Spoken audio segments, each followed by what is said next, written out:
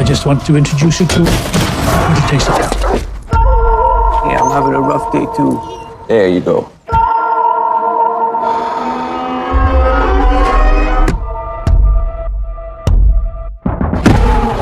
It's Eddie. Could you spot me some cash? Oh,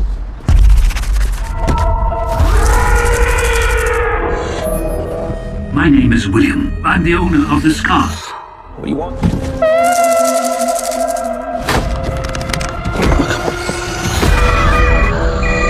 Thou shalt not steal. That's not complicated, is it? You just help me! I've also jammed the cellular. I've invested a lot of time and money to this. The walls are... Just tell me what you want. So this was your plan? To let me die? Little Taste of Hell. Let you die? Oh, you've got to be kidding me. Wouldn't want to ruin all the fun, would I?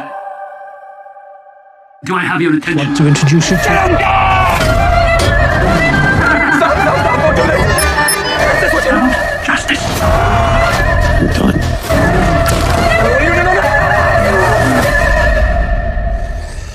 I want you to experience the consequences of your actions. Hello, Eddie. You're in my car.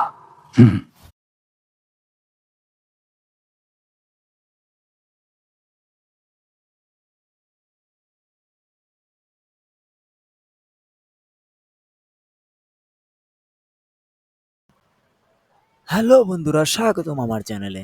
আজ আমরা কথা বলবো নতুন একটা thriller movie নিয়ে, যার নাম lock. এই মুভিটি সম্প্রতি রিলিজ হয়েছে, অনেকের মধ্যে আলোচনা তৈরি করছে। আমি পুরো মুভিটা দেখে এসেছি, আজকে আপনাদের সঙ্গে শেয়ার করব এই গল্প, সিনেমাটোগ্রাফি এবং ফাইনাল ভার্ডিকেট নিয়ে। তো চলুন শুরু করা যাক। লকড একটা সিঙ্গেল লোকেশন থ্রিলার, মানে পুরো গল্পটা ঘটে একটা গাড়ির ভেতরে।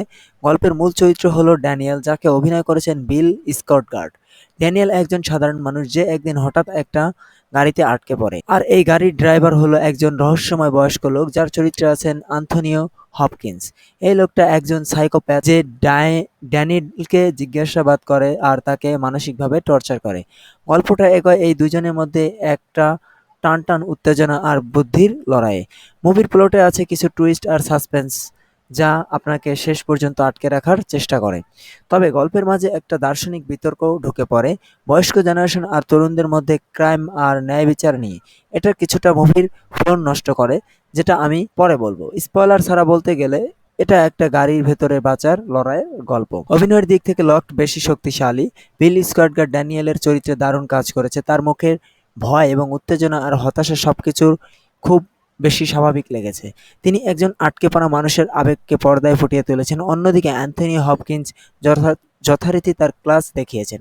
তার শান্ত কিন্তু ভয়ঙ্কর সাইকোপ্যাথের ভূমিকা দেখে মনে হয় তিনি এই চরিত্রের জন্য জন্মেছেন। তার ডায়লগ ডেলিভার আর চোখের এক্সপ্রেশন আপনাকে চেয়ারে আটকে রাখবে। তার কিছু জায়গা মনে হয়েছে তার চরিত্রের উদ্দেশ্য তার পরিষ্কার হতে পারত।